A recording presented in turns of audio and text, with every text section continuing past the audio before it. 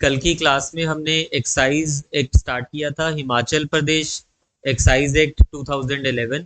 Definition clause हमने पढ़ लिया था। आपको कहा था कि टिप्स पे याद रख लेना कि कौन सा क्लॉज किसकी बात कर रहा है। सेक्शन 2 में डेफिनेशन दी है, इसकी कोई प्रॉब्लम नहीं है, वो आपको पता है। बट फर्दर किस किस के बारे में कहाँ पे लिखा हुआ है, ठीक है। बियर की डेफिनेशन 2A में दिया हुआ है। ब्रूरी क्या होती है, जहां पे बियर मैन्युफैक्चर की जाती है। डिस्टिलरी क्या होती है, जहां पे स्पिरिट मैन्युफैक्चर किया जाता है। लिकर क्या होता है, लिकर क्या होता है, जहां पे कोई भी एल्कोहलिक, जिसमें सब आ जाएगी, बियर, स्पिरिट, किसी भी तरह का, मतलब डिस्टिलरी वगैरह, फर्मेंटेशन के प्रोसेस से या फिर डिस्टिलेशन से कुछ भी मैन्युफैक्चर हो रहा है, वो लिकर हो जाएगा। फिर लास्ट में हमने वाइनरी पढ़ी थी, जहां पे वाइन मैन्युफैक्चर होती है, जहां पे मैन्युफैक्चर होती है, जहां पे स्टोर होती है, जहां से रिलीज होती है, वो सब चीजें आ जाएगी। तो कल ये हमने कर लिया था। बिल्कुल सिंपल सा एक्ट है, आगे जितना भी आप पढ़ोगे ना, कुछ कॉम्प्लिकेशंस है ही नहीं है इसमें। प्रॉब्लम कहाँ पे आती है, बच्चों को पढ़ा नहीं होता है ना एक बारी भी, तो एग्जाम में सीधा बैठ जाओगे तो कहाँ से चीजें याद होगी। अब देखिए, कल हमने सेक्शन 2 तक पूरा कर लिया था। जो उसमें से इंपॉर्टेंट था हमने मार्क भी कर लिया था, आपको वो याद रखना पड़ेगा, पेपर में टाइम एंड अगेन पूछा जाता है। सेक्शन 3 ऑनवर्ड्स हमें स्टार्ट करना है। सेक्शन 3 ऑनवर्ड्स हमें स्टार्ट करना है। 3 देखिए क्या कह रहे हैं, country liquor and foreign liquor. Country liquor मतलब हमारी कंट्री में जो मैन्युफैक्चर हो रही है, फॉरेन मतलब बाहर की, देसी, हाँ बिल्कुल देसी। अंग्रेजी वो नहीं है वैसे यहाँ पे मीनिंग, ठीक है, बट आप कह सकते हो कि उस टाइप का, ठीक है। कंट्री लिकर कंट्री वाली लिखा हुआ है, आगे देखिए। बट कौन डिसाइड करेगा कौन सी लिकर जो है वो कंट्री लिकर है या कौन सी लिकर जो है वो फॉरेन लिकर है? State government. स्टेट गवर्नमेंट में by notification declare what for the purposes of this act shall be deemed to be country liquor and foreign liquor। तो ये स्टेट गवर्नमेंट डिसाइड करती है कि कौन सी लिकर जो है इस एक्ट के लिए कंट्री लिकर होगी या फॉरेन लिकर होगी। तो इसमें इंपॉर्टेंट क्या है, सिर्फ सेक्शन याद रख लेना 3। कौन डिसाइड करता है? State government. नोटिफाई करेगी। दो तरह की लिकर होती है, एक होती है कंट्री लिकर, इंडिया में बेसिकली जो मैन्युफैक्चर हो रही है, यहाँ पे स्टेट गवर्नमेंट उसको कह देती है जो स्टेट में हो रही है, जो स्टेट में हो रही है, ठीक है। बाहर वाली भी हो सकती है, ऐसा नहीं कि दूसरी स्टेट में मैन्युफैक्चर हो रही है तो उसको कंट्री लिकर का नाम नहीं दिया जाएगा, वो भी हो सकती है। Depends on the policy of state government. तो स्टेट ने जो डिसाइड किया, और फॉरेन लिकर जनरली उन्हीं को कहता है जो बाहर से इंपोर्ट करवाई जा रही है।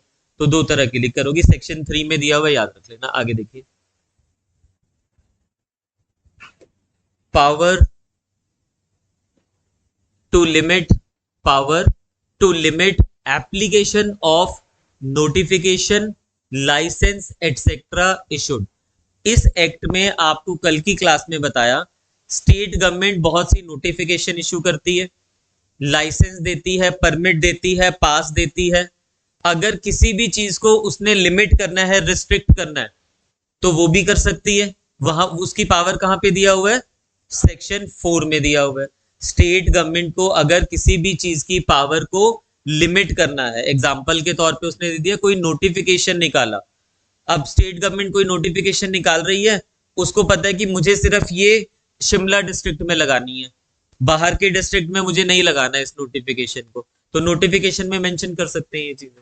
अगर उनको लगता है कि ये पर्टिकुलर एरिया पे लगना चाहिए, यहाँ पे सिर्फ वहां लगा देंगे उस चीज को, ठीक है। तो क्या लिखा है देखिए, where under this act, excise act में, एनी नोटिफिकेशन इज इशूड, जहां पे कोई भी नोटिफिकेशन इशू की जाएगी, any appointment made, any power conferred, और any licence, permit, pass granted, it shall be lawful for the state government to direct that. ये चीजें वो कर सकती है, यानी कि दीज आर, जो ये ABCD दिया हुआ है ना, दीज आर दी पावर्स। जब भी कोई स्टेट गवर्नमेंट कोई नोटिफाई कर रही है, नोटिफिकेशन कर रही है, अभी हमने ऊपर पढ़ा ना कि कौन सी लिकर कंट्री लिकर है, कौन सी लिकर फॉरेन लिकर है, उसका नोटिफिकेशन निकालेगा स्टेट गवर्नमेंट। ऐसी नोटिफिकेशन की बात हो रही है। स्टेट गवर्नमेंट कोई भी अपॉइंटमेंट कर रही है, स्टेट गवर्नमेंट ने कलेक्टर की अपॉइंटमेंट किया, स्टेट गवर्नमेंट ने कोई भी लाइसेंस वगैरह किया इशू, परमिट, पास वगैरह ग्रांट किया, या किसी भी अपॉइंटेड को पावर्स कन्फर की जा रही है, पावर्स कन्फर की जा रही है, तो ये पावर्स उसके पास है ये उन चीजों को क्या करने का, लिमिट करने का। ठीक है, क्या चीजें देखिए, it shall apply to the whole of the state, वो ये कह सकती है कि ये जो मैं नोटिफिकेशन निकाल रहा हूं, it shall apply to the whole of state और to any specified local areas और एरियाज, वो ये कह सकते हैं कि this notification shall be applicable only to Solan district, बाहर नहीं लगेगा, तो फिर सिर्फ उतने पे ही लगेगा वो। तो ये तो पावर है ना, यहाँ पे पावर क्या है, लिमिट करने की, लिमिट कर रहा है स्टेट गवर्नमेंट इन चीजों को। ठीक है, सेकंड देखिए, it shall apply to all और any class of persons, officers और functions and powers of such officers, वो लिमिट कर सकती है कि जो ये मैंने नोटिफिकेशन निकाला है, it shall apply only to the excise officers, it shall apply only to the collectors of the state या किसी पर्टिकुलर एरिया में। ठीक है, तो ऐसे it shall apply to all, ये भी कह सकती है कि दिस नोटिफिकेशन जो है सभी के ऊपर एप्लीकेबल होगी through out the state, any class of person, या कह सकता है कि इस पर्टिकुलर एरिया के जो पर्सन है इनके ऊपर एप्लीकेबल होगी, या फिर किसी भी तरह से पावर दिया हुआ है रिस्ट्रिक्ट करने का। It shall apply to all और एनी स्पेसिफाइड लिकर्स और क्लासेस देयर ऑफ, नोटिफिकेशन निकाली जा सकती है, पावर है स्टेट गवर्नमेंट के पास, वो कह दे कि जो ये वाली नोटिफिकेशन है, ये वाला जो परमिट है, ये वाला जो लाइसेंस है, सिर्फ किसके ऊपर है, कंट्री मेड लिकर के ऊपर है, फॉरेन के ऊपर नहीं लगेगा, तो किसी भी तरह की रिस्ट्रिक्शंस लगाई जा सकती है। Further, it shall be in force only for some specified period और ओकेजन, नोटिफिकेशन निकाला उसके बाद उन्होंने साथ में उसको लिमिट कर दिया कि जो ये नोटिफिकेशन है ये 2 महीने तक एप्लीकेबल होगी, ये जो मैंने परमिट दिया आपको, लाइसेंस दिया, ये 2 महीने के लिए एप्लीकेबल है। तो ऐसी कुछ भी लिमिट्स लगाई जा सकती है, ये नहीं है कि एक बार ही अगर आपको लाइसेंस मिल गया तो वो थ्रू आउट चलेगा, एक बार ही कोई नोटिफिकेशन हो गई तो वही चलती रहेगी। अब स्टेट गवर्नमेंट ने नोटिफाई किया कि इस प्रोडक्ट के ऊपर अब से एक्साइज ड्यूटी इतनी लगेगी, बढ़ा दिया, कम कर दिया, तो ये नहीं है, उसको भी वो लिमिट कर सकता है, उसको कह सकता है कि ये जो ड्यूटी लगा रहा हूं मैं एक्साइज ड्यूटी, इस पर्टिकुलर क्लास ऑफ लिकर के लिए लगनी है, बाकी के लिए नहीं लगनी है, सिर्फ इतने पर्टिकुलर टाइम पीरियड के लिए लगनी है, उसके बाद नहीं लगनी है, उसके बाद बैक टू ओल्ड लॉ पे आ जाएंगे हम, ओल्ड नोटिफिकेशन पे आ जाएंगे। ठीक है, तो किसी भी तरह से लिमिट किया जा सकता है। हमने क्या पढ़ा अभी, सेक्शन 3 में हमने पढ़ा कि 2 तरह की लिकर कैटेगरी बताई हुई है उन्होंने, काइंड्स बताई हुई है, country liquor and foreign liquor. अब यहाँ पे क्या बताया उसने, पावर बताया है स्टेट गवर्नमेंट की to limit application of notification, licences, permit, pass, किसी भी चीज की। ठीक है, तो किसी भी तरह से वो किसी भी चीज को लिमिट कर सकते हैं, ना भी दिया होता वैसे भी कर सकती है स्टेट गवर्नमेंट। तो ठीक है, क्लैरिफाई किया हुआ है। आगे देखिए, चैप्टर 1 में सिर्फ इतना ही था, चैप्टर 1 में डेफिनेशंस के साथ हमने वो पढ़ लिया। अब यहां से शुरू हो रहा है चैप्टर 2, चैप्टर 3 पढ़ेंगे, वो बहुत इंपॉर्टेंट है मेंस पॉइंट ऑफ व्यू से, राइटिंग में आता होता है। जो भी हमने चैप्टर 1 पढ़ा उसमें सबसे पहले हमने शॉर्ट टाइटल पढ़ा कि इस एक्ट को हम दी हिमाचल प्रदेश एक्साइज एक्ट 2011 कहते हैं। फिर हमने उसके बाद सेक्शन 2 में डेफिनेशंस पढ़ी, सेक्शन 3 में हमने क्या पढ़ा, foreign liquor, country made liquor. Section 4 में हमने क्या पढ़ा, power of the state government limit करने के लिए, किस चीज को लिमिट करने के लिए, किसी भी नोटिफिकेशन, लिमिट का मतलब है रिस्ट्रिक्शन लगा सकती है स्टेट गवर्नमेंट किसी भी नोटिफिकेशन के ऊपर, किसी भी लाइसेंस के ऊपर, किसी भी परमिट के ऊपर, किसी भी ऑफिसर की पावर के ऊपर, सेक्शन 4 में पढ़ लिया। अब नेक्स्ट ट्रैक पे जा रहे हैं, चैप्टर 2 जो है वो बात कर रहा है establishment and control, establishment and control. अब आपको पूरी थ्रू आउट स्टेट में क्या करना है, जितनी भी ये हमने पढ़ा ना कि ये ब्रूरी बन रही है, वाइनरी बन रही है, तो उसकी एस्टैब्लिशमेंट या उसके ऊपर कंट्रोल कौन करेगा, कौन से ऑफिसर्स होंगे, किस तरह से कंट्रोल किया जाएगा, फर्दर किस तरह से उन ऑफिसर्स की एस्टैब्लिशमेंट होगी। कल मैंने वैसे आपको बता दिया था, हमारे पास जो हायरार्की है यहाँ पे सबसे पहले फाइनेंशियल कमिश्नर आता है या कमिश्नर ऑफ एक्साइज कह देते हैं, और सेकंड क्या आता है इसके बाद, कलेक्टर, फिर इसके बाद क्या आता है, एक्साइज ऑफिसर। ये कल हमने पढ़ लिया था। अब यहाँ पे हम यही पढ़ेंगे, पहले तो इनकी अपॉइंटमेंट, यानी कि ये ऑफिसेज भी अगर इस एक्ट में एस्टेब्लिश किए जा रहे हैं तो किस तरह से किए जा रहे हैं। कल आपको पढ़ा दिया था इसकी अपॉइंटमेंट कहाँ होती है, 5(1) में, इसकी कहाँ होती है 5(2) में, इसकी कहाँ होती है 6(1) में, यानी कि ठीक है। तो ये तो याद रह जाएगा और ये पेपर में पूछा जाता है प्रीलिम्स में बहुत बारी। सिंपल क्वेश्चन है और ये फ्री के मार्क्स है बिल्कुल। जो एचपी का पेपर क्लियर होता है ना वो लोकल की वजह से होता है, क्योंकि अगर आप नहीं पढ़ के जाओगे तो ये तो सेक्शन याद नहीं रहेंगे, बट अगर आप पढ़ के गए हो तो कुछ कॉम्प्लिकेशंस तो है ही नहीं ना इसमें, डायरेक्ट आपको आंसर करना है, हो गया पेपर क्लियर। आगे देखिए क्या है। फाइनेंशियल कमिश्नर मैंने कल आपको बता दिया है कौन होता है, एंड कलेक्टर, दोनों की बात की जा रही है। The state government may by notification appoint an excise and taxation commissioner, इसको हम एक्साइज एंड टैक्सेशन कमिश्नर भी कह रहे हैं, who shall exercise all the powers of financial commissioner, financial commissioner, and subject to the control of the state government, the general superintendence and administration of all matters relating to excise shall vest in him. Very important point. क्या important point है, ठीक है, जो financial commissioner है वो chief हो जाता है, हेड हो जाता है एक्साइज मैटर के लिए, बट ये नहीं कि वो कुछ भी करता रहेगा। He is also subject to general superintendence of the state government. Ultimately सबसे सुप्रीम कौन हो गया, स्टेट गवर्नमेंट। तो इससे ऊपर भी कोई बैठे, हालांकि जो ये स्टेट गवर्नमेंट है ना, इसने पॉलिसीज नहीं बनानी है, इस मतलब इसने कोई लाइसेंस इशू नहीं करना है, परमिट इशू नहीं करना है, काम यही करेंगे सारा, बस जनरल सुपरिटेंडेंस स्टेट गवर्नमेंट की जरूर रहेगी वहां पे, ठीक है। तो एक्साइज एक्ट में अगर हम बोले सबसे बड़ी एस्टेब्लिशमेंट अथॉरिटी कौन सी है, तो वो है तो फाइनेंशियल कमिश्नर है, but financial commissioner is also subject to general superintendence of state government, याद रख लेना, याद रहेगा। तो इसकी अपॉइंटमेंट यहां पे की जा रही है, इसको हम कह रहे हैं कि जो एक्साइज एंड टैक्सेशन कमिश्नर होता है उसको एफसी की पावर्स दे दी जाती है। मतलब एक ही बात हुई कि एक्साइज एंड टैक्सेशन कमिश्नर कह लीजिए या फाइनेंशियल कमिश्नर कह लीजिए, एक ही पर्सन है वो फाइनेंशियल कमिश्नर। अपॉइंटमेंट कहां पे हो रही है, 5(1) में हो रही है। इस वाले उसमें अगर कुछ पॉइंट हमें सबसे इंपॉर्टेंट निकल के आया तो वो क्या है, even financial commissioner is subject to the general superintendence of state government.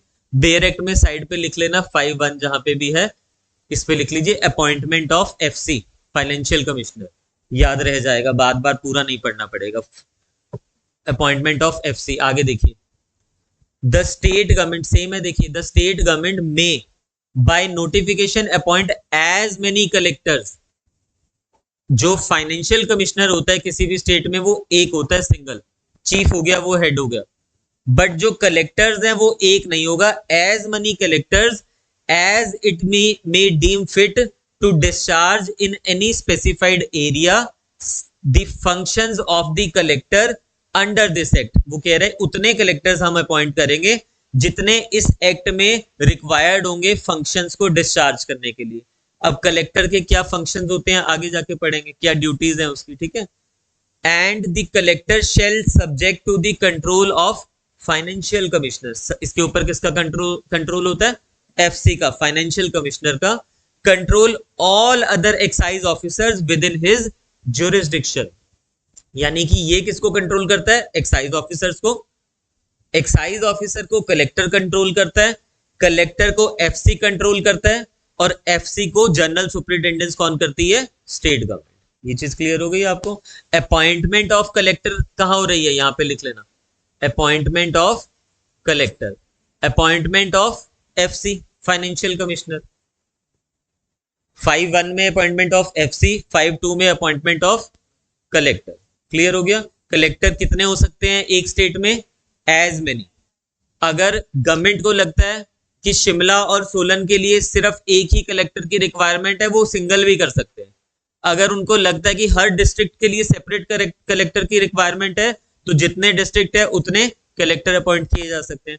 अगर उनको लगता है एक डिस्ट्रिक्ट में एक से ज्यादा की रिक्वायरमेंट है, बड़ा डिस्ट्रिक्ट है, ज्यादा भी किए जा सकते हैं। तो as many as are required, ताकि इस एक्ट में सॉरी जो कलेक्टर की ड्यूटीज दी हुई है वो प्रॉपरली परफॉर्म हो पाए। ठीक है, यहां तक बोर हो रहे होंगे आज, है ना, क्योंकि मैन्युफैक्चर नहीं हो रही बियर। कोई बात नहीं। हाँ हाँ,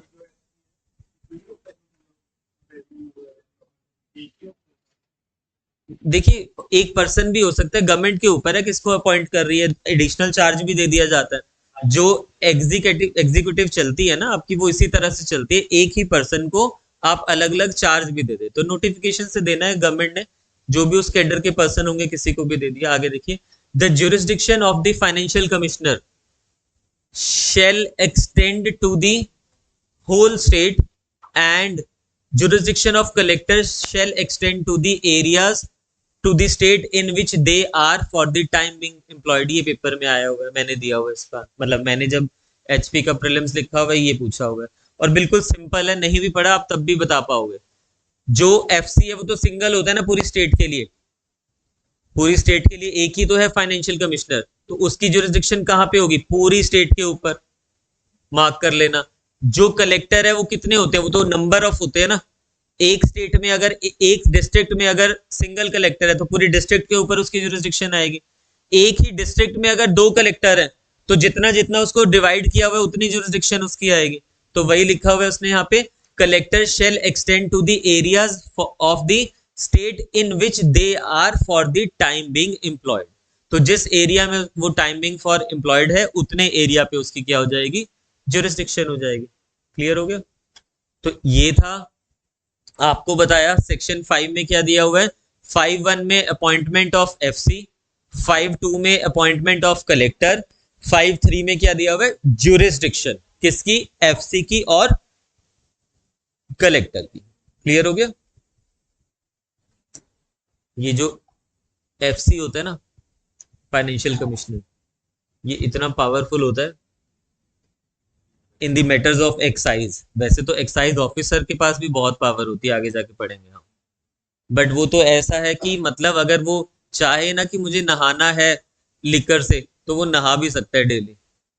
ठीक है, इतना पावरफुल है। चलिए, other classes of excise officers and there powers and jurisdiction. आपको ये तो पता लग गया कि एक एफसी होता है जो कि subject to the general superintendence of state government होगा, एक कलेक्टर होगा जो किसके अंडर आएगा, एफसी के अंडर, उसके कंट्रोल में रहेगा। अब वो कह रहे हैं other classes of excise officers and there powers and jurisdiction. हमने यही तो पढ़ा ना ऊपर, पहले एफसी पढ़ा, उसकी जुरिस्डिक्शन के बारे में पढ़ा, कलेक्टर पढ़ा, उसकी जुरिस्डिक्शन के बारे में पढ़ा, तो अब एक्साइज ऑफिसर्स के बारे में पढ़ेंगे और उसकी जुरिस्डिक्शन के बारे में पढ़ेंगे हम। ठीक है, आगे देखिए, there shall be such other classes of excise officer as the state government may by notification declare, and it may appoint as many persons, this is important, as many persons as it deems fit to be excise officers of these classes। अब suppose कीजिए Solan district में एक ही collector है, Solan district में एक ही collector है, अब उनको और कलेक्टर नहीं अपॉइंट करने हैं क्योंकि वो अकेला परफॉर्म कर पा रहा है उसकी ड्यूटीज, वो क्या करेंगे, उसके अंडर एक्साइज ऑफिसर्स को अपॉइंट कर लिया जाएगा। सोलन बहुत बड़ा डिस्ट्रिक्ट है, सपोज 10 एक्साइज ऑफिसर उसके अंडर अपॉइंट कर दिए, काम डिस्ट्रीब्यूट हो गया ना, वो करेंगे जो भी लोअर लेवल का काम होना है वहां पे। तो एक्साइज ऑफिसर की अपॉइंटमेंट कहां पे हो रही है, 6(1) में हो रही है। ठीक है, यहां तक आगे चलिए, the state government may by notification invest in any person not being an excise officer, not being an excise officer with powers to perform all or any of the functions of an excise officer under this act, and such person shall in the exercise of these functions be deemed to be excise officer। this is very important, practically आप daily यही use करते हो। आपने देखा होगा court में क्या होता है, इतनी शराब पकड़ी गई और वो पकड़ता कौन है, पुलिस वाले, फिर एक्साइज ऑफिसर कहां गया। स्टेट गवर्नमेंट क्या कर सकती है, स्टेट गवर्नमेंट एक्स्ट्रा पावर दे सकती है किसी को भी, किसी को भी मतलब जरूरी नहीं है पुलिस को, किसी और पब्लिक ऑफिसर को भी पावर दी जा सकती है, बट जनरली वो क्या किया करते हैं, पुलिस को एक्स्ट्रा पावर दे देते हैं कि पुलिस एक्साइज ऑफिसर का भी काम करेगा। तो उनकी जुरिस्डिक्शन से जो भी अगर ट्रांसपोर्टेशन हो रही है, कोई भी सेल हो रही है, कुछ भी वहां से अगर लिकर वगैरह जा रहा है, तो वो क्या करेंगे, वो उसको सीज कर सकते हैं, उस हिसाब से आगे बढ़ेंगे। Thank you. ये क्लियर हो गया आपको? तो एक्स्ट्रा पावर किसको दी जा रही है? पुलिस को। देखिए दोबारा से, the state government may by notification invest any person not being an excise officer. वो एक्साइज ऑफिसर नहीं है, बट उसको क्या किया जा रहा है, उसको इन्वेस्ट किया जा रहा है with the powers to perform all और any of the functions of excise officer. जब आप कोर्ट में कल को एज अ जुडिशियल मजिस्ट्रेट काम करोगे ना, तो आपके पास जितनी भी ये पकड़ के लाएंगे लिकर वगैरह, वो सारी की सारी पुलिस वाले लेके आएंगे, एक्साइज ऑफिसर नहीं आने वाला, क्योंकि किसी भी स्टेट के पास इतना रेवेन्यू नहीं है कि वो स्पेसिफिक एक्साइज ऑफिसर की अपॉइंटमेंट करे। करते भी हैं तो एक दो ही होते हैं, और वो इतना काम नहीं कर पाएंगे उसमें, ठीक है। उनके पास बाकी भी बहुत सारे काम होते हैं, तो ये पुलिस वाले पकड़ लेते होते हैं उसको, क्योंकि उनके पास एक्स्ट्रा पावर्स दी हुई है, ठीक है। चलिए आगे देखिए, the state government shall by notification declare that the powers to be exercised under this act by excise officer of each class। तो यहाँ पे कौन डिफाइन करेगा कि एक्साइज ऑफिसर की कितनी पावर है? क्या है? State government. कोई फिक्स नहीं है कि एक्साइज ऑफिसर को ये करना है। अगर कुछ लिखा भी हुआ है आगे, ठीक है, एक्ट में दिया हुआ है, वो तो करेंगे एक्साइज ऑफिसर। उसके अलावा भी अगर कोई पावर्स वगैरह देनी है उनको, तो कौन देगा? State government. आगे देखिए, the jurisdiction of the excise officer shall, unless the state government otherwise directs, extend to the districts in which they are for the time being employed। This is important। jurisdiction of FC कितनी है? whole state। jurisdiction of collector कितना हुआ? आपको दिया होगा वहां पे, district भी लिखा होगा वहां पे, डिस्ट्रिक्ट को मार्क मत कर देना। ज्यूरिसडिक्शन ऑफ कलेक्टर क्या है? जितने जितने उसको चार्ज दिया हुआ है, वो डिस्ट्रिक्ट से ज्यादा भी हो सकता है, डिस्ट्रिक्ट से कम भी हो सकता है। तो उसके लिए वर्डिंग जो सेक्शन ऊपर 5 में यूज किया हुआ है, आपको वो यूज करना है। बट एक्साइज ऑफिसर के लिए डिस्ट्रिक्ट टर्म यूज किया हुआ है। तो कलेक्टर के लिए देखो इन्होंने क्या टर्म यूज किया हुआ है यहाँ पे, shall extend to the areas of the state in which they are for the time being employed। तो आप इसको टिक करोगे। This is very important for prelims point of view, ठीक है। कलेक्ट नहीं नहीं, ठीक है, सिंपल है। देखो ना, एफसी की जुरिस्डिक्शन कितनी होगी? पूरी स्टेट में। एफसी जो है पूरी स्टेट में जुरिस्डिक्शन होगी उसकी, होल स्टेट। ये है एफसी के लिए। कलेक्टर की जुरिस्डिक्शन क्या होगी? Extend to the areas of the state in which they are for the time being employed. ये हो गई कलेक्टर के केस में। और एक्साइज ऑफिसर की कितनी हो गई? डिस्ट्रिक्ट में। ये हो गई एक्साइज ऑफिसर की। ये 3 जुरिस्डिक्शन हो गई है। इसलिए इंपॉर्टेंट है क्योंकि मैक्सिमम जो आपसे मिस्टेक होती है ना, वो ये होती है कि हम कलेक्टर की उसमें डिस्ट्रिक्ट टिक कराते हैं। हमें लगता है कलेक्टर तो जनरली डिस्ट्रिक्ट में तो अपॉइंट होता है, बट ऐसा नहीं है। वो एक ही कलेक्टर 2 डिस्ट्रिक्ट का सिंगल भी हो सकता है, 3 का चार्ज भी दिया जा सकता है उसको। तो उसमें डिस्ट्रिक्ट नहीं है, उसमें क्या है? उसमें to the areas of the state in which they are for the time being employed. जितने एरिया ऑफ द स्टेट में उनको एम्प्लॉय किया गया है, उतनी जुरिस्डिक्शन उनकी रहेगी। अगर उसको हाफ ऑफ द डिस्ट्रिक्ट में किया हुआ है तो हाफ ऑफ रहेगी जुरिस्डिक्शन। अगर उसको 3 डिस्ट्रिक्ट में एम्प्लॉय किया गया तो तीनों में रहेगी उसकी जुरिस्डिक्शन। तो ये कलेक्टर वाला पॉइंट आपको टिप्स पे याद रखना है for prelims point of view. ऐसे ही पॉइंट्स पूछे जाते हैं छोटे छोटे से। आपको क्या करना है, एचपी वाले जो बच्चे हैं खास करके, जब ये पूरा खत्म हो जाएगा ना, उसके बाद प्रीवियस ईयर के पेपर्स उठा के देखना, उसमें से एक्साइज के क्वेश्चन निकालना। 5-6 क्वेश्चन आए होंगे प्रीलिम्स में, बहुत होते हैं, और बिल्कुल सिंपल क्वेश्चन होंगे, आप उसका बहुत इजीली आंसर कर पाओगे। एक्साइज लोकल एक्ट है, इसमें से कोई आपसे ये नहीं वो करेगा कि हाँ कुछ भी पूछ लिया इधर उधर से। बिल्कुल डायरेक्ट है ही सिंपल एक्ट है, कुछ है ही नहीं है इसमें। अभी तक हमने जो भी पढ़ा उसमें कोई कॉम्प्लिकेशन आपको आ रही, कोई वर्डिंग में कोई कॉम्प्लिकेशन है ही नहीं है, बिल्कुल स्मूथ चलेगा, थ्रू आउट ऐसे ही चलेगा। ठीक है, आगे देखिए। 6 भी हो गया, 7 is also important. Section tips पे याद रख लेना, section 7। Person appointed under this act to be public servant. किसको अपॉइंट किया जा रहा है इस एक्ट में?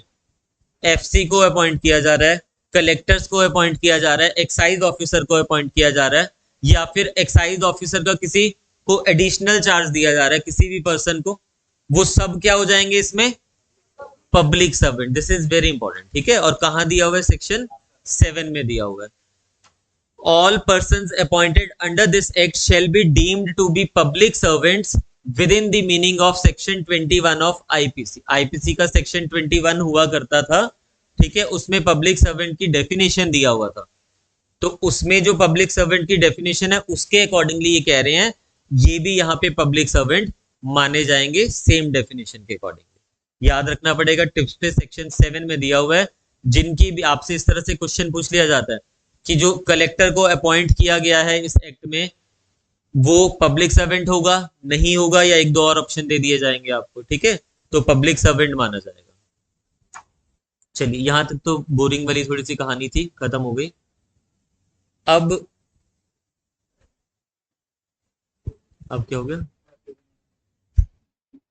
अब थोड़ा सा वो इन्वेस्टिगेशन वाला पार्ट स्टार्ट हो जाएगा। ठीक है, अभी तो सिर्फ यही था ना, किस किस की अपॉइंटमेंट, कौन कौन सी अथॉरिटीज एस्टैब्लिश्ड है यहाँ पे, कौन कौन से ऑफिसेज एस्टैब्लिश्ड है, वो पढ़ लिया हमने। ठीक है, अब हम जा रहे हैं नेक्स्ट उस पे, power to enter and inspect.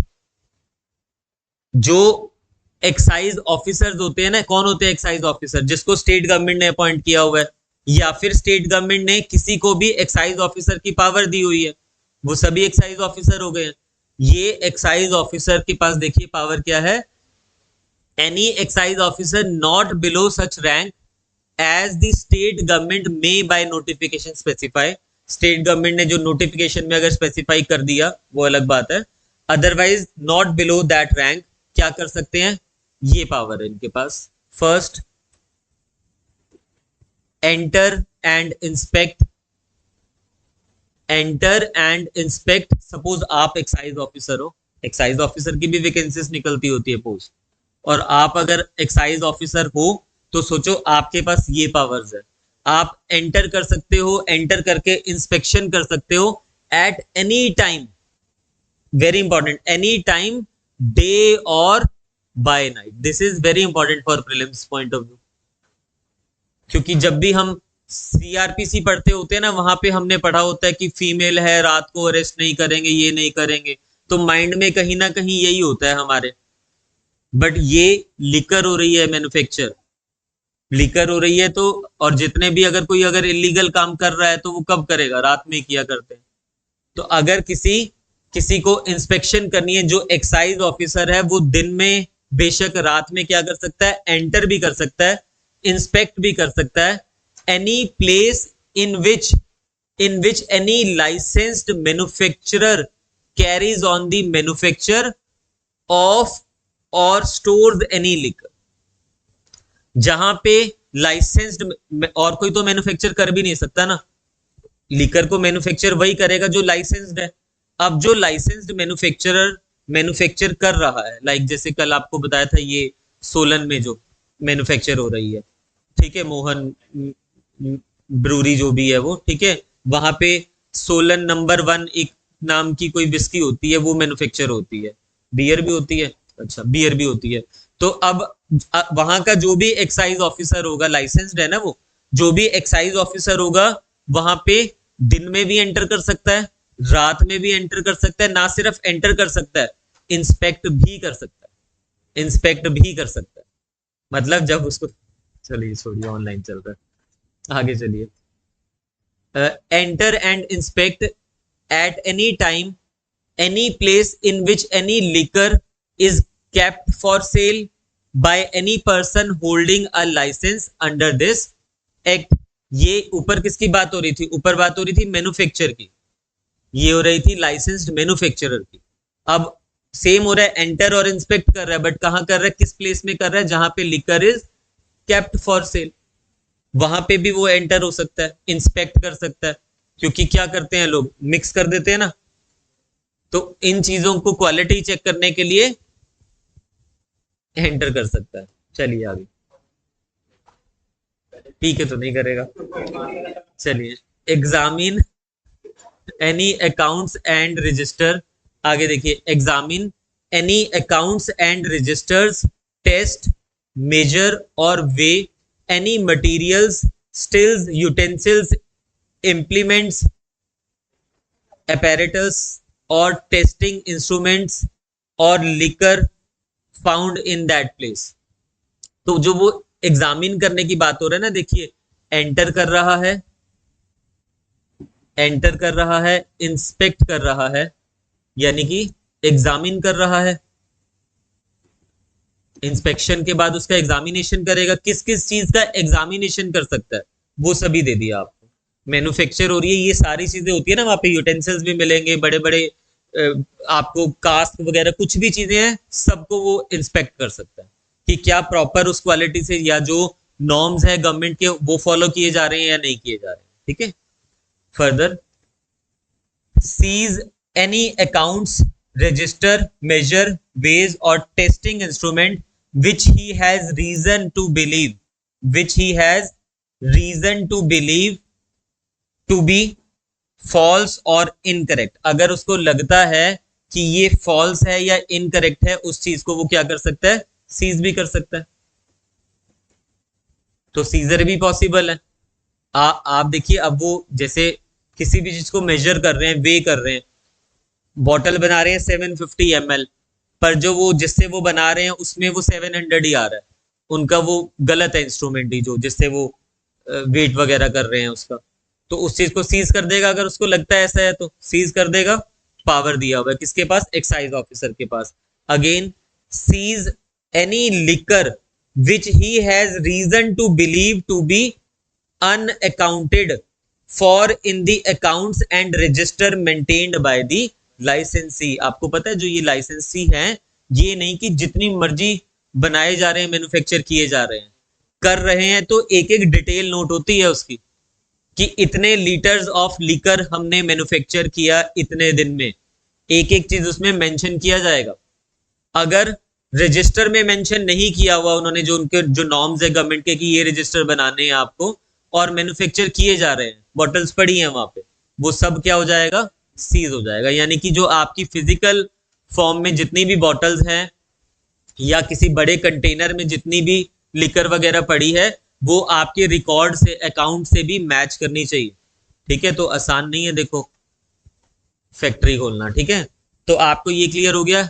ये पावर्स दी हुई है किसकी, एक्साइज ऑफिसर की। ये पावर्स किसकी हैं, एक्साइज ऑफिसर की। एक्साइज ऑफिसर चाहे तो दिन में, चाहे तो रात में, किसी भी प्लेस में जहां पे क्या हो रहा है, मैन्युफैक्चर हो रहा है, लिकर वगैरह मैन्युफैक्चर हो रही है, वहां पे वो एंटर कर सकता है।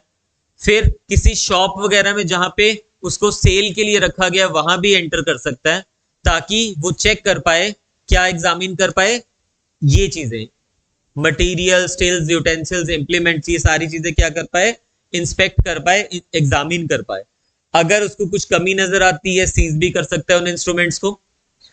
अगर लिकर ज्यादा मिलती है उनको वहां पे, अकाउंट से मैच नहीं कर रही है, रिकॉर्ड से मैच नहीं कर रही है, सीज उसको भी किया जा सकता है। तो ये पावर किसकी हो गई, एक्साइज ऑफिसर की। कहां दिया हुआ है, सेक्शन 8 में। क्वेश्चन नॉर्मल प्रीलिम्स में पूछ लेगा कि एक्साइज ऑफिसर्स की पावर कहां पे दिया हुआ है, फर्स्ट क्वेश्चन सेक्शन 8 में। दूसरा पूछ लेगा कि एक्साइज ऑफिसर एंटर कर सकता है प्रेमाइसिस में जहां पे लिकर मैन्युफैक्चर हो रही है, दिन में only, day in day only, at night, both day and night, ऐसा कुछ भी। हाँ, तो वो कभी भी कर सकता है, चाहे दिन है चाहे रात है, फर्क नहीं पड़ता। पावर्स में क्या क्या आ जाएगा उसका, एक्साइज ऑफिसर का, ये नेक्स्ट क्वेश्चन बनता है।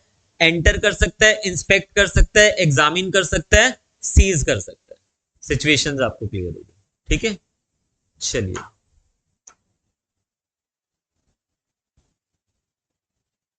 पावर टू इन्वेस्टिगेट बहुत सिंपल है।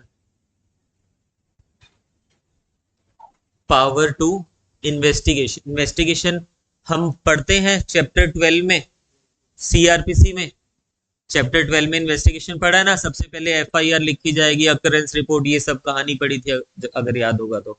देखिए, the state government may by notification invest any excise officer with power to investigate any offense punishable under this act committed within the limits of the area in which the officer exercise jurisdiction। तो यहां पे कौन investigation करेगा? यहां पे investigation करेगा excise officer. Power दिख रहे हो एक्साइज ऑफिसर की? इन्वेस्टिगेशन जो पुलिस वाले नॉर्मल क्रिमिनल केसेस में करते हैं, यहाँ पे जो लिकर से रिलेटेड जितने भी केसेस होंगे या जो भी नॉर्म्स को फुलफिल नहीं किया जाएगा, उसकी इन्वेस्टिगेशन कौन करेगा? Excise officer. ठीक है, कि एक्साइज ऑफिसर, आगे देखिए, every officer so empowered may within those limits exercise the same powers in respect of such investigation as an officer in charge of a police station may exercise in a cognizable case under the provisions of chapter 12 of CRPC। अब chapter 12 आपने पढ़ा हुआ है ना CrPC का। Chapter 12 में क्या होता है? सबसे पहले रजिस्ट्रेशन ऑफ एफआईआर, फिर अरेस्ट भी कर सकता है कॉग्निजेबल केसेस में। अरेस्ट करने के बाद वो अकरेंस रिपोर्ट देगा, अकरेंस रिपोर्ट के बाद इन बयान वगैरह शुरू हो जाएंगे 161 के, आपको बताया हुआ ये सारी चीजें। फिर हमने वो पढ़ा हुआ है, अगर किसी का कन्फेशन वगैरह करवाना है कोर्ट में, वो चीजें आ जाएगी। लास्ट में जाके फाइनल रिपोर्ट आ जाएगा, बीच में रिमांड वगैरह वो सब चलेगा। तो यहाँ पे भी डिट्टो सेम है, कोई फर्क नहीं है। यानी कि इन्वेस्टिगेशन जो होगी होनी तो सीआरपीसी के अकॉर्डिंगली ही है, बस यहाँ पे इन्वेस्टिगेशन कौन कर रहा है? Excise officer. और वो एक्साइज ऑफिसर जनरली होता कौन है? पुलिस वाले, क्योंकि स्टेट गवर्नमेंट ने एडिशनल चार्ज दिया होता है एक्साइज ऑफिसर का। ठीक है, बट अगर कोई पुलिस वाला एक्साइज ऑफिसर की पावर में नहीं है, कोई एक्साइज ऑफिसर ये जिसकी appointment as a excise officer हुआ है, वो भी इसमें क्या कर सकता है? पूरा इन्वेस्टिगेशन कर सकता है। क्लियर होगा? चलिए, तो ये है पावर टू इन्वेस्टिगेट। 8 में क्या था? सेक्शन 8 में हमने क्या पढ़ा? अगर आपसे पूछा जाता है ना पावर ऑफ एक्साइज ऑफिसर, तो सिर्फ सेक्शन 8 नहीं लिखेंगे हम वहां पे। सेक्शन 8 में तो एंटर होने की, सर्च करने की, सीज करने की, एग्जामिन करने की, इंस्पेक्ट करने की, ये पावर दी हुई है। बट यहां पे पावर है एक्साइज ऑफिसर की, किस चीज की? इन्वेस्टिगेशन करने की।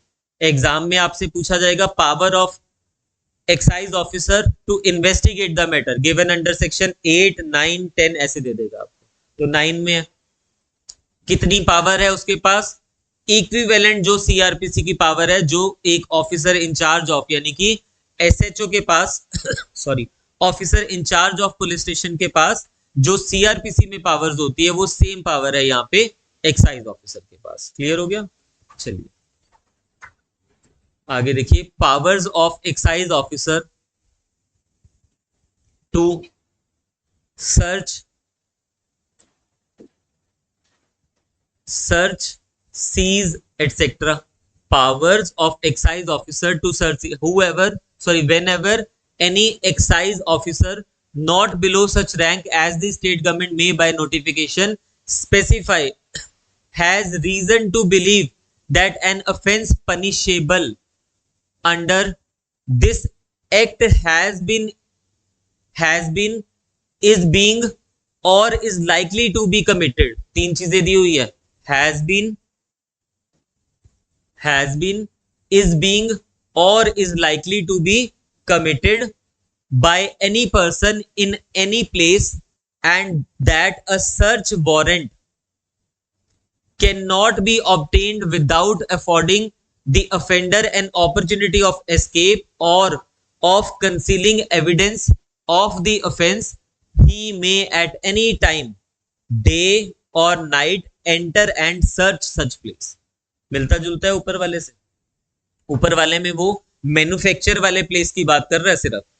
जब ऊपर हमने पढ़ा ना सेक्शन 8 में हमने पढ़ा ऊपर, वहां पे कह रहा है कि जहां पे मैन्युफैक्चर की जा रही है उस प्लेस में वो कभी भी एंटर हो सकता है, सर्च, चाहे उसको नहीं है कि वहां पे कुछ ऑफेंस हो रहा है, बट जो मैन्युफैक्चर कर रहा है लिकर को उसके इंस्पेक्शन के लिए तो वो जा सकता है ना, एक्साइज ऑफिसर है, उसके एग्जामिनेशन के लिए तो जा सकता है, बट यहां पे फिर से आपको power of excise officer search और सीजर की दे दिया। ये कैसे डिफरेंट है उस वाले से?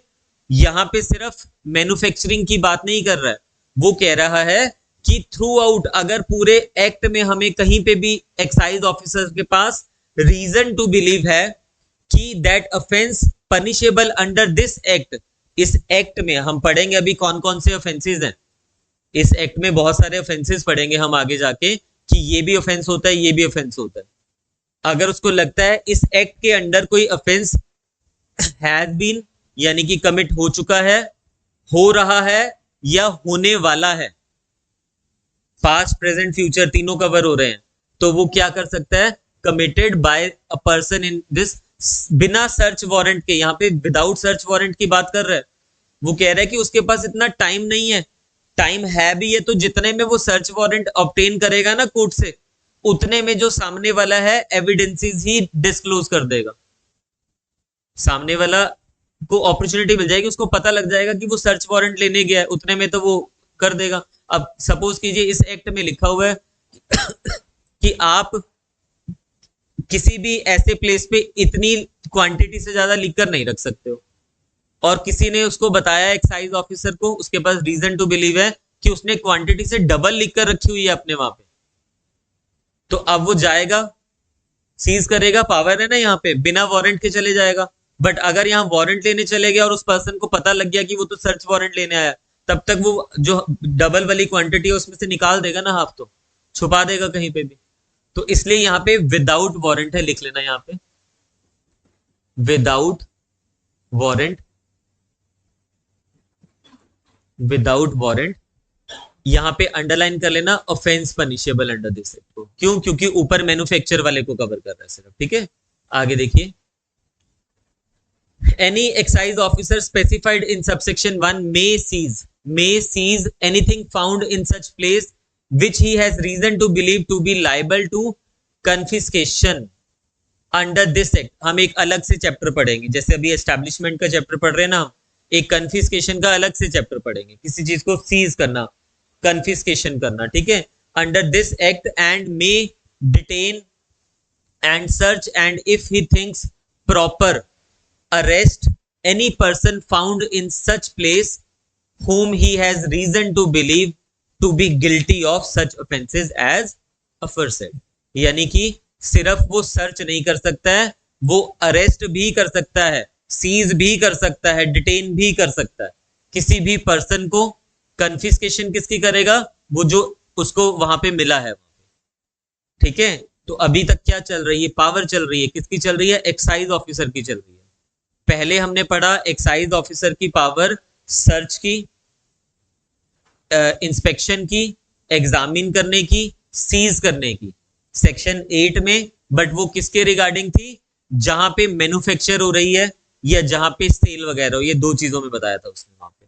बट ये ओवरऑल बता रहा है आपको यहाँ पे सर्च एंड सीजर, ये कह रहा है यहाँ पे आपको कि जरूरी नहीं है मैन्युफैक्चर वाले प्लेस पे, बस आपको कहीं पे भी थ्रू आउट इस एक्ट में लग रहा है किसी ने कोई ऑफेंस कमिट किया है या करने वाला है या कर चुका है, कर रहा है, ठीक है, तो आप उस प्लेस में विदाउट वारंट चले जाओगे। अगर आपको कुछ वहां पे ऐसा मिलता है, सीज कर दो, कन्फिस्केशन की प्रोसीडिंग शुरू कर दो, उस पर्सन को अरेस्ट करना है अरेस्ट कर लो, डिटेन करना है डिटेन कर लो, जैसा आपको ठीक लगता है। पावर यहाँ पे दे दिया गया, ठीक है। आगे देखिए, ये तो थी एक्साइज ऑफिसर की पावर। ऊपर हेडिंग ऊपर लिख लेना सेक्शन 8 जहां पे स्टार्ट हो रहा है ना, बेयर एक्ट पे टॉप पे लिख लीजिए जहां पे भी आपके पास जगह है, powers of excise officer, powers of excise officer.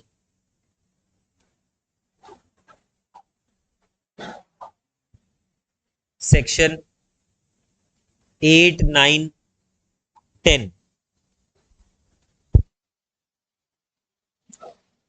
8, 9, 10, 11 नहीं 11 सॉरी 12, 11 नहीं 12, 11 नहीं 12, 12 हाँ जी।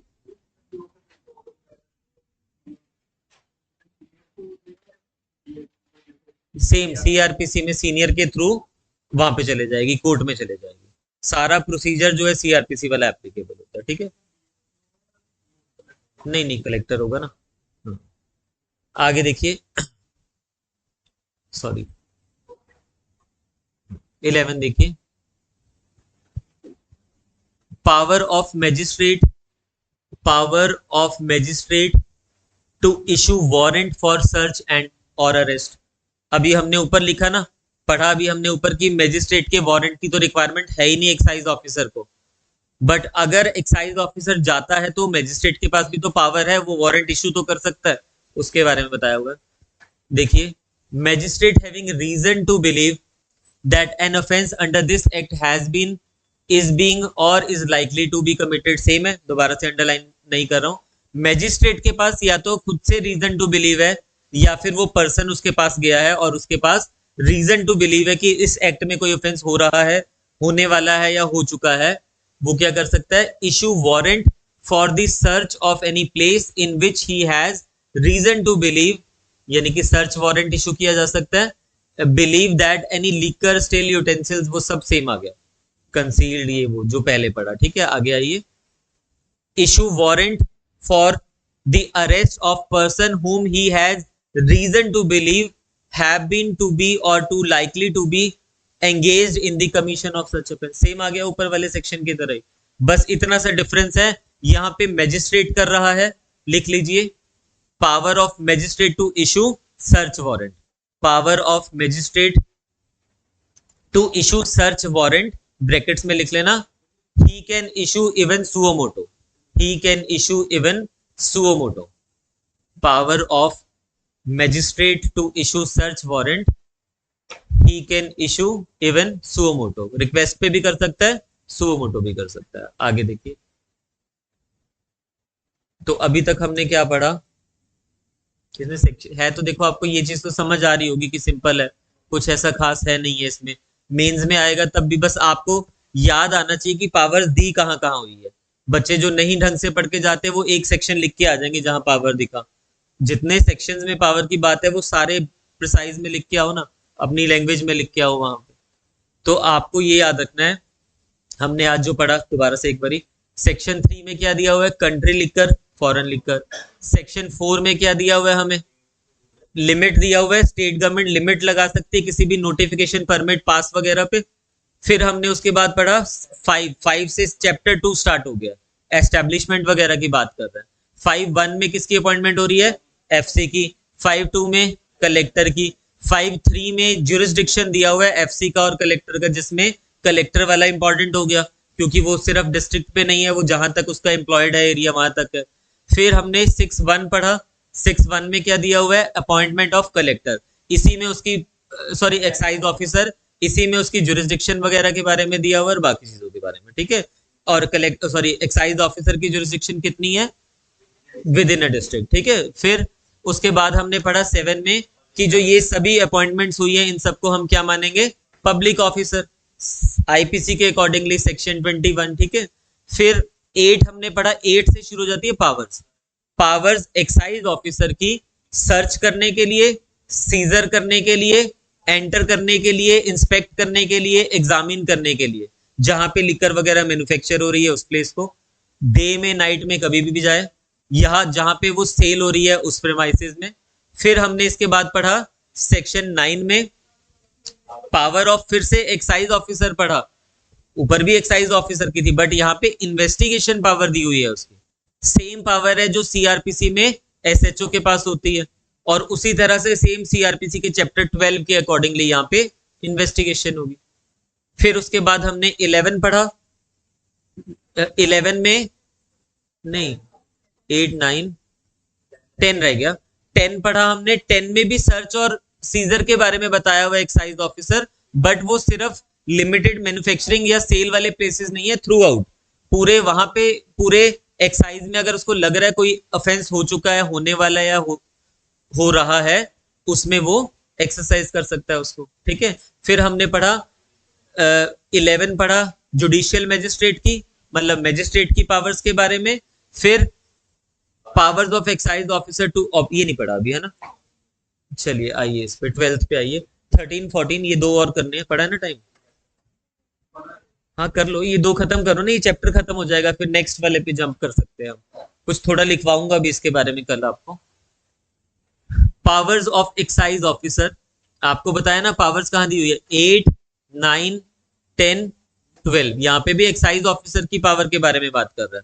Powers of excise officer to obtain information, any excise officer not below the rank as the state government may by notification specify, may by order require any person to furnish to any specified authority or person any such information in his possession concerning any unlawful import, export, transport, manufacture, sale, purchase, possession of any liquor or any material, still, utensils, implement or apparatus whatever for the purposes of manufacturing any liquor as may be specified in the order। तो इसके पास excise officer के पास ये भी power है, ये किसी को भी इंफॉर्मेशन देने के लिए ऑर्डर कर सकता है कि मुझे बताया जाए, और वो पर्सन की ड्यूटी है कि ट्रू अकाउंट्स वहां पे बताएगा उसको। किसी अगर उसको लगता है कि इसको इसकी नॉलेज है किस चीज के बारे में, इन इन चीजों के बारे में, कि यहाँ पे कुछ मैन्युफैक्चर हो रहा है या यहाँ पे ये चीजें सेल ट्रांसपोर्ट, इसके बारे में कुछ भी अनलॉफुल चीजें हो रही है। फिर any person upon whom an order is served under sub rule 1 shall be, this is shall be bound in the absence of reasonable excuse to furnish correct information। तो जिसको वो ऑर्डर इशू कर रहा है ना यहाँ पे कि आप मुझे इंफॉर्मेशन दीजिए, वो पर्सन बाउंड हो जाएगा सही इंफॉर्मेशन उसको देने के लिए। तो सेक्शन 12 में भी एक्साइज ऑफिसर की पावर है किस चीज के रिगार्डिंग, इंफॉर्मेशन के, और टू ऑब्टेन इंफॉर्मेशन, और जिसको वो ऑर्डर इशू कर रहा है वो बाउंड है इंफॉर्मेशन देने के लिए। एक ही एक्सेप्शन है, अगर उसके पास कोई रीजनेबल ग्राउंड है। ठीक है, चलिए आगे। Police officers to aid excise officers etcetera, police officers to aid excise officer etcetera and to take charge of article seized, इसको भी पावर में डाल दोगे आप, हालांकि डायरेक्टली नहीं लिखा हुआ है। अब यहाँ पे तो ड्यूटी है बेसिकली ये पुलिस ऑफिसर्स की, टू एड एक्साइज ऑफिसर्स, तो यहाँ पे पावर भी तो हो गई ना उनकी कि एक्साइज ऑफिसर्स क्या कर सकते हैं, एड ऑफ पुलिस ऑफिसर्स ही कर सकते हैं, और उनकी वो ड्यूटी है उनको एड करना। तो अभी कौन कौन से सेक्शंस हो गए, 8, 9, 10, 12, 13, और ये बहुत बारी मेंस में आता है, प्रीलिम्स में तो आना ही आना है, मेंस में बहुत बारी पूछा जाता है, क्योंकि कुछ है नहीं ना पूछने के लिए, सिंपल सा तो एक्ट है।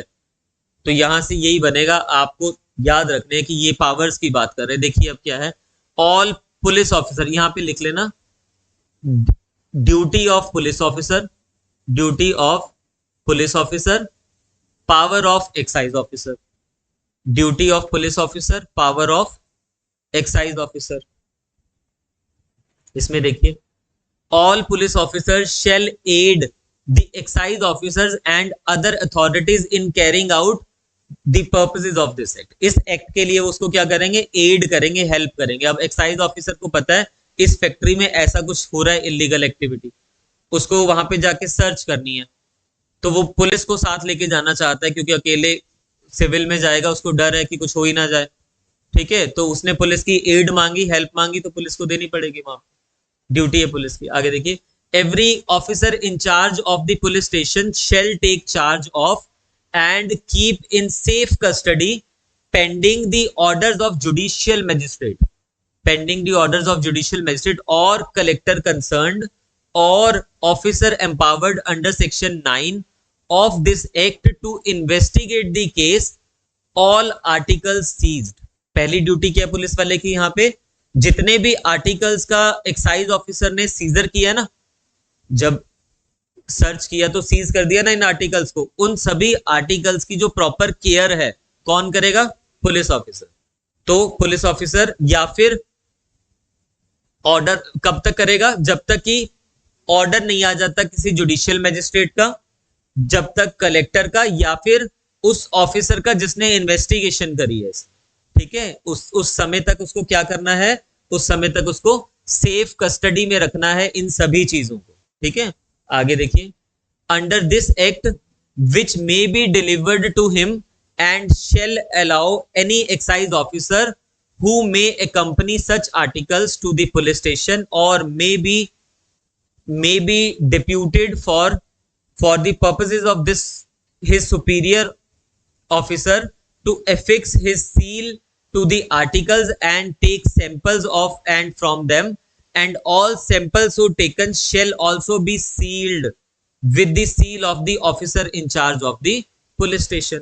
तो अगर सपोज एक्साइज ऑफिसर ने क्या किया, 500 लीटर्स लिकर पकड़ ली कहीं पे, इलीगली ट्रांसपोर्ट हो रही थी, अब वो क्या करेंगे, जितनी भी लिकर है, पुलिस का क्या होता है, माल खाना होता है, जहां पे जो भी चीजें इलीगल पकड़ी जाती है वो रखी जाती है। अब ये सारी वहां पे माल खाने का ना एक कीपर होता है, कीपर मतलब सेफ कीपर, पुलिस वाला ही होता है, वो भी क्लर्क कह लीजिए, वो रिकॉर्ड रखेगा कि इसमें क्या क्या सबमिट है। तो जब वो एंटर हो गया उसमें और रिकॉर्ड में आ गया, ठीक है, तो उतना ही रिकॉर्ड में रहेगा, फिर उतना ही रिकॉर्ड में रहेगा आपके पास क्या आता है वो भी बताता हूँ एज ए जुडिशियल मैजिस्ट्रेट। अब क्या होगा, माल खाने में सेफ कस्टडी में पुलिस की है, अब कोर्ट में जब केस चलना है तो वो जब जुडिशियल मैजिस्ट्रेट के सामने आप लेके जाओगे कि ये पकड़ा गया उसके साथ, उससे वहां तो सैंपल ही लेके जाओगे ना, वहां तो सैंपल भी जब लेके जाओगे तो उसको भी लेके जाओगे, जो आपने सबमिट किया है वहां पे पुलिस की कस्टडी में वो सब सील हुआ करता है। इन जनरल देखिए एक्साइज में तो आपके पास नॉर्मल ये आ गया ना ऑर्डर के लिए कि अब उसका क्या करना है, अब इसके ऑर्डर का आप क्या करोगे, सीआरपीसी में जब आप सेक्शन 454 के 454 है, डिस्पोजल ऑफ प्रॉपर्टी, चेक करो 454 है शायद, ठीक है, उसमें आपके पास क्या आएगा, डिस्पोजल के लिए आएगा। आप जब एज अ जुडिशियल मजिस्ट्रेट काम कर रहे हो ना, अब देखिए कहीं पे जो लीकर मैन्युफैक्चर हो रही है, ध्यान से सुनना, वो नॉर्म्स के अकॉर्डिंगली होती है। अगर कोई रजिस्टर में एंट्री नहीं हुई है किसी लिकर की और वो मैन्युफैक्चर कर दिया, यानी कि वो रिकॉर्ड में नहीं है कि वो लिकर है, बट वो मैन्युफैक्चर करके सेल के लिए ट्रांसपोर्ट भी कर रहे हैं, रास्ते में पकड़ी गई, तो उसको ये नहीं माना जाता कि ये फिट फॉर ह्यूमन कंजप्शन है, होती है चाहे बेशक वो, बट अगर वो रिकॉर्ड में नहीं है तो उसको यही माना जाएगा कि ये ठीक नहीं है। तो आपके पास पुलिस वाले क्या लेके आएंगे, यानी कि वो एक्साइज ऑफिसर क्या लेके आएगा, डिस्पोजल के लिए, कि सर इस इतनी बॉटल्स पकड़ी गई थी, पुलिस के उसमें स्टोर में है, इसका प्रॉपर डिस्पोजल कर दिया जाए। डिस्पोजल कैसे किया जाता है वो भी बताता हूं आपको। अब डिपेंड करता है कितनी बॉटल्स है, सपोज 1000 बॉटल्स है, ठीक है, आप ऑर्डर पास करोगे कि कोर्ट का एक स्टाफ जाएगा, पुलिस के ये लोग प्रेजेंट रहेंगे, आप एग्जीक्यूटिव साइड से भी किसी की ड्यूटी लगा सकते हो कि इनकी प्रेजेंस में वो होना चाहिए, और पूरे उसको वीडियोग्राफ करोगे कि आपने डिस्ट्रॉय कर दिया उस चीज को। एक बड़े से गड्ढे में सभी बॉटल्स को फेंक दिया जाता है, फोड़ दिया जाता है, या फिर किसी और तरह से कोई भी मोड अपनाया जा सकता है कि नीचे रखी जमीन पे बुलडोजर उसके ऊपर चला दिया कि सब डिस्ट्रॉय कर दिया है हमने, वो क्यों, क्योंकि वो फिट फॉर कंजप्शन नहीं था। फिट तो तब होगा ना जब वो प्रॉपरली आपने मैन्युफैक्चर किया है, जिसका रिकॉर्ड है, इसलिए उसको डिस्ट्रॉय का ऑर्डर किया जाता है। तो जब तक डिस्ट्रॉय का ऑर्डर नहीं आया तब तक सेफ कस्टडी में रखा जाएगा। अब जनरली क्या होता है, ध्यान से सुनिए, जिसको पकड़ा गया, जो लीकर लेके जा रहा है, जिसके पास इतनी ज्यादा क्वांटिटी पकड़ी गई है, अब उसके ऊपर लाइबिलिटी तो बनेगी ना इस एक्साइज एक्ट में, आगे जाके पढ़ेंगे हम कि क्या लाइबिलिटी बनेगी, बट उसके ऊपर पूरा ट्रायल चलना है, और ट्रायल में आपको प्रूव करना पड़ेगा कि लीकर ही पकड़ा गया। ट्रायल चल रहा है 5 साल तक, 10 साल तक, तो 5 साल तक क्या वो लीकर पुलिस के मालखाने में ही पड़ी रहेगी? ऐसा नहीं होता। आप उसमें से सैंपल निकाल लोगे, उसमें से सैंपल निकाल के सैंपल को सील कर दोगे जो यहाँ पे लिखा हुआ है, और बाकी को डिस्पोजल का ऑर्डर ले लोगे कोर्ट से, क्योंकि मालखाना कितना सा छोटा सा ही तो होता है ना, पुलिस के पास कौन सा बहुत स्पेस है, और उसको इतने सालों तक संभाल के रखना। ठीक है, आगे देखिए, लास्ट है, तो पुलिस की एड ली जाती है, ये आपको क्लियर हो गया। ये बहुत इंपॉर्टेंट सेक्शन है, कल करेंगे, करवाना तो चाह रहा था बट कल यहीं से शुरू कर लेंगे ना, फिर बहुत है तो कुछ भी नहीं है बट इंपॉर्टेंट है, ये बहुत बारी पूछा जाता है, इंपॉर्टेंट है। ठीक है, यहां से हम कल आगे स्टार्ट कर लेंगे, थोड़ा सा कल लिखवाऊंगा, इसको करवाऊंगा, उसके बाद थोड़ा सा लिखवाने का टॉपिक होगा और फिर हम नेक्स्ट उस पर जंप करते हैं।